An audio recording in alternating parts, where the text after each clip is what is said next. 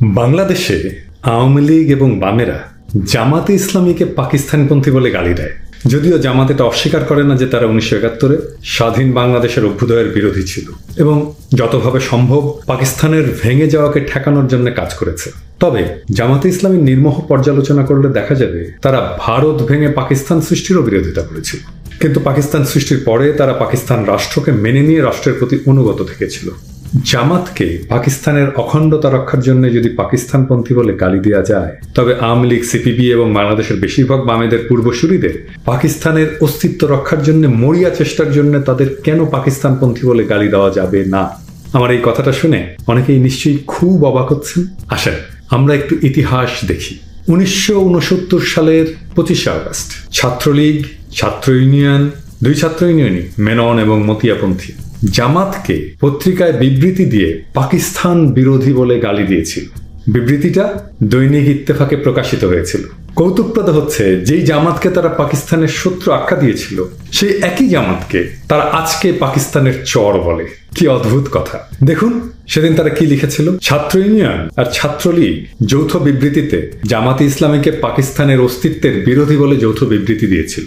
পূর্ব পাকিস্তান ছাত্রলীগের তৎকালীন সভাপতি তোফায়েল আহমেদ, আমাদের আজকের সেই তোফায়েল আহমেদ, এবং বিভিন্ন ছাত্র সংস্থার 5 জন ছাত্র নেতা জামাতে ইসলামীদের বিরুদ্ধে পাকিস্তান বিরোধী কার্যকলাপের অভিযোগ করেন। ছাত্র নেতৃবৃন্দ বলেন জামায়াতে ইসলামীরা এখনো পাকিস্তানের অস্তিত্বেরই বিরোধী। বিবৃতিতে অন্যান্য 5 জন ছাত্রনেতা হচ্ছেন পূর্ব পাকিস্তান ছাত্রলীগের সাধারণ সম্পাদক আব্দুর রব, আমাদের সেই জাসদের রব, পূর্ব পাকিস্তান ছাত্র ইউনিয়নের মতিয়া গ্রুপের সভাপতি শামসুদ্দোহা, সিপিবি করতেন, এবং সাধারণ সম্পাদক নুরুল ইসলাম। নুরুল ইসলাম মানে নুরুল ইসলাম নাহিদ, শিক্ষামন্ত্রী ছিল শেখ হাসিনার, এবং ছাত্র ইউনিয়ন মেনন গ্রুপের সভাপতি জামাল হায়দার এবং সম্পাদক মাহবুবুল্লাহ। এই মাহবুবুল্লাহ এখন বিএনপি করেন অবশ্য।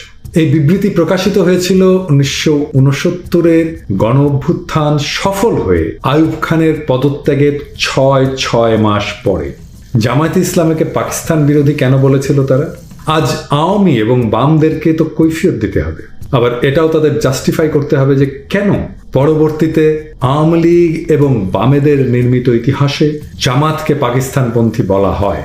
আওয়ামী লীগ আর বামেরা মিলে আমাদের ইতিহাসের যে বয়ান তৈরি করেছে, সে বয়ান কি বলে? সে বয়ান বলে 1948-এ ভাষার দাবির আন্দোলনের মধ্যে দিয়ে পূর্ব পাকিস্তানের স্বাধীনতার আন্দোলনের সূচনা হয়। এটা আমার বানানো কথা না, আমি কয়েকটা রেফারেন্স দিচ্ছি দেখেন।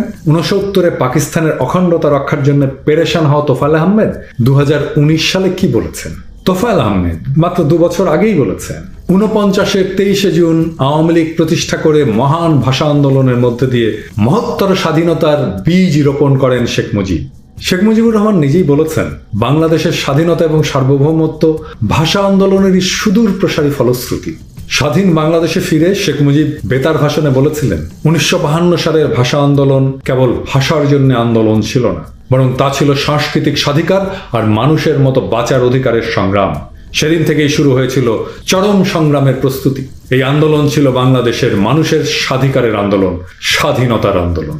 অবশ্য আওয়ামী স্তাবকেরা শেখ মুজিবের চাইতেও এক কাঠি সরেস। তারা আরো আগিয়ে বলে শেখ মুজিব নাকি কলকাতায় থাকাকালেই বাংলাদেশের স্বাধীনতার স্বপ্ন দেখেছিলেন।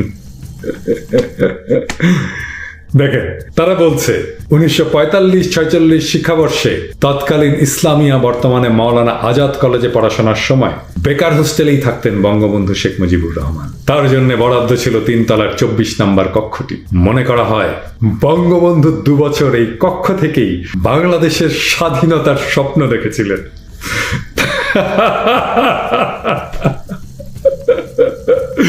যা তিনি নাকি 1971 সালে বাস্তবায়ন করেন।